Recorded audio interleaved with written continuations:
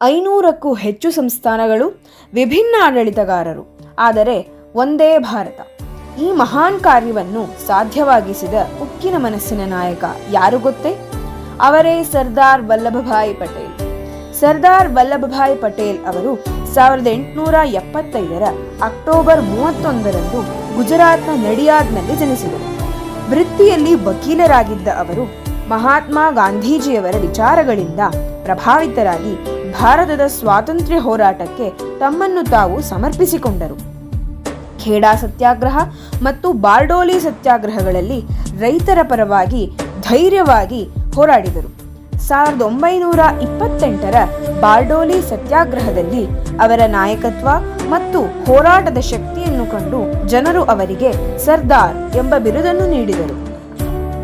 ಸ್ವಾತಂತ್ರ್ಯ ಹೋರಾಟದ ಸಂದರ್ಭದಲ್ಲಿ ಅವರು ಹಲವು ಬಾರಿ ಬ್ರಿಟಿಷರಿಂದ ಬಂಧಿತರಾದರು. ಕ್ವಿಟ್ ಇಂಡಿಯಾ ಚಳವಳಿಗಳಲ್ಲಿಯೂ ಪ್ರಮುಖ ಪಾತ್ರ ವಹಿಸಿದರು.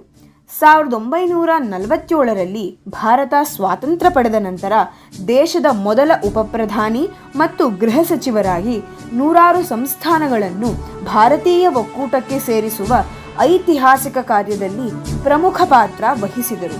ಅವರ ದೃಢ ನಾಯಕತ್ವದಿಂದ ಭಾರತ ಮತ್ತಷ್ಟು ಏಕೀಕೃತ ರಾಷ್ಟ್ರವಾಗಿ ರೂಪುಗೊಂಡಿತು.